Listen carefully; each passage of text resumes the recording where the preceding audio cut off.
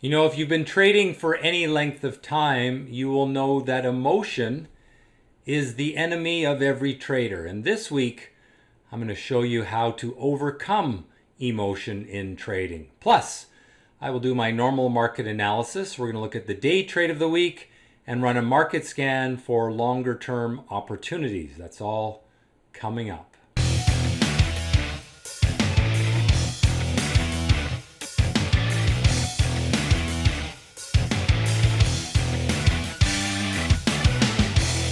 Trading is simple, but it is not easy. It takes time to learn, but the greatest challenge is overcoming your emotion. It is the emotion that causes us to take trades that aren't good enough, to stick with losing trades, to sell winners too early.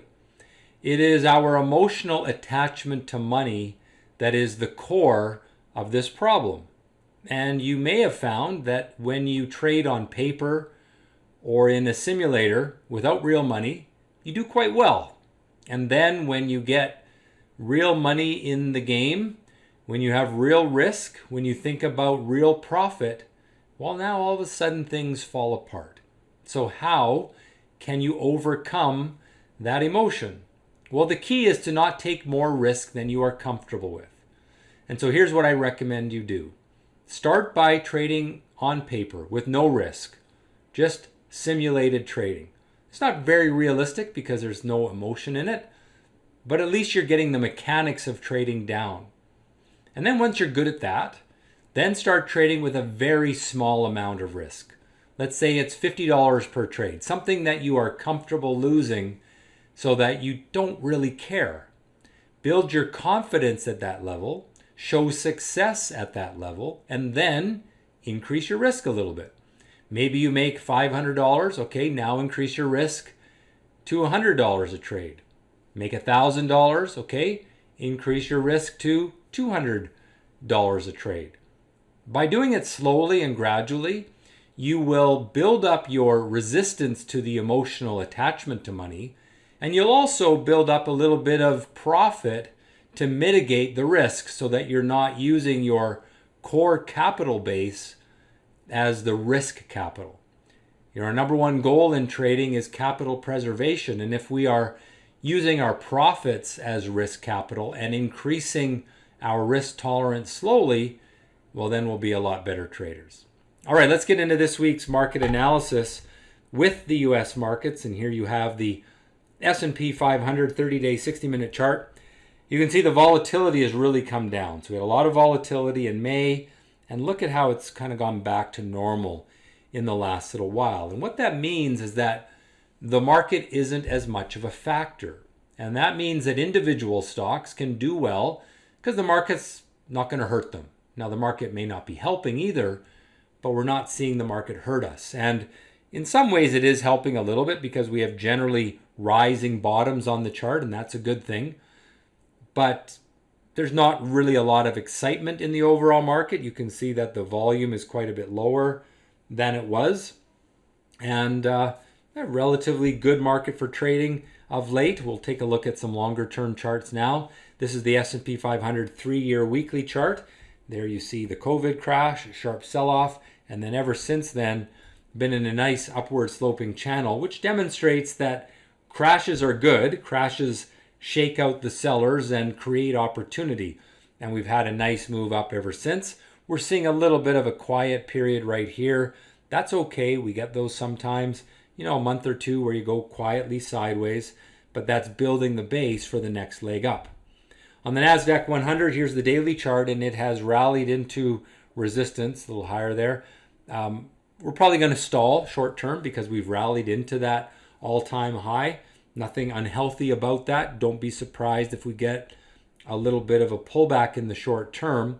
You can see the Russell did exactly that. This, of course, is the US small cap index, and it rallied into the highs from March, and we're stalling there for the last 3 days. Today, Friday, we actually had a little bit of an upward move, and so I think ultimately this market will break out. It feels pretty good, but we may still pause in the short term. Canadian markets, nice upward trend on the TSX. Buyers are in control and therefore favor the buy side. On the TSX Venture, relatively quiet, low volatility, not a lot of action, but there are pockets of action. Some of the energy sectors, a little bit of life in cannabis, but you have to be pretty picky and selective about what you take because it is not a hot market. Currencies, there you see the US dollar breaking a downward trend line. It did that back here. That was our first sign that it tried to bottom. It failed. And so then it fell to longer term support. And we've had a few up days in there starting to build rising bottoms, breaking out. So it's looking better. I think there's still work to be done, but I'm still optimistic that the US dollar can hold those lows. Bitcoin, kind of the opposite. It is in a situation of falling tops, and that is pessimism. If we break down through that support at $30 on GBTC, which is basically $30,000 on Bitcoin, if we start to break down through that, I think our next stop is down here at 20 or 20,000, and then ultimately long-term support way down at 10,000. So I would not want to get in front of this right now. It is in a downward trend, and until the bottoms start rising, be pessimistic. Same can be said for Ethereum. It went parabolic, broke the parabolic trend. We talked about that as a sell signal, and now in the last week, breaking down from this bearish pennant, and I think it probably goes lower down to 20, and then longer term support at 14 on ETHE. Commodities, gold has taken a little bit of a pause the last couple of weeks. Reasonable, normal, looks okay. Volume is fairly light.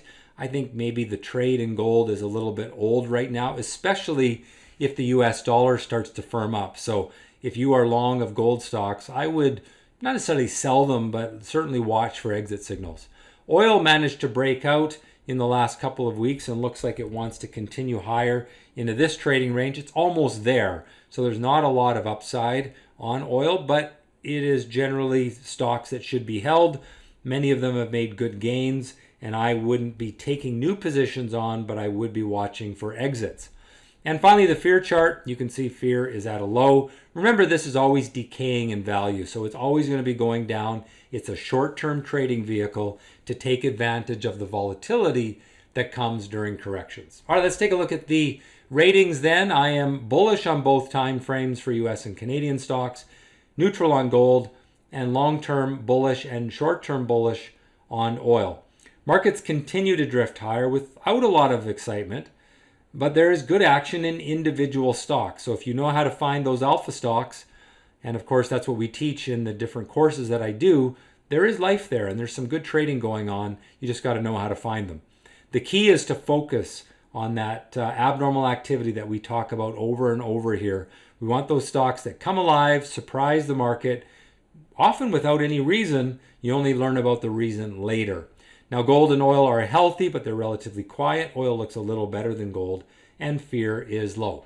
Okay, let's take a look at the day trade of the week. Always an example of the kinds of things that we do in Stockscores Active Live, where you can watch my analysis screen as it runs algorithms on the entire US stock market in real time, looking for those stocks that are behaving abnormally, catching a bid when no one else knows about them. And here is a trade from Friday. This is one of the stocks that I featured in Active Live at the open.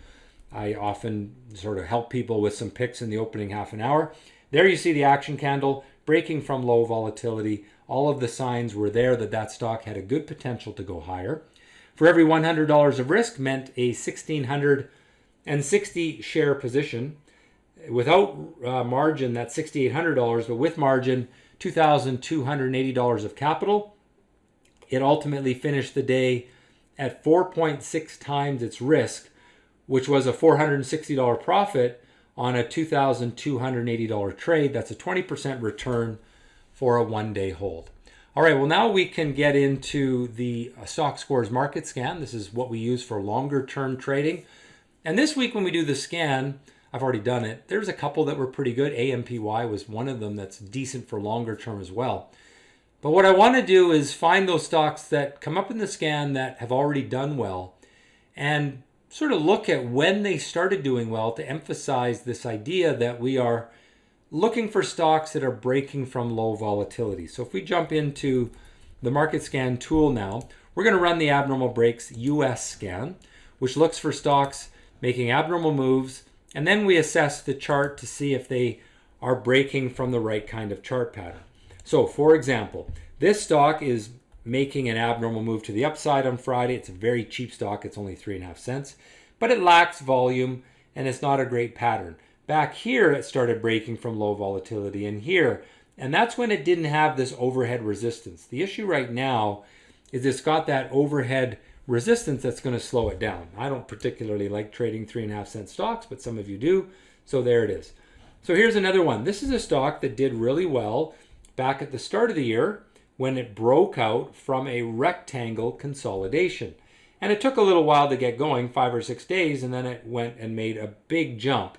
Well, now it's showing some life again, but now it's got to work through all of the people that own that stock at higher prices.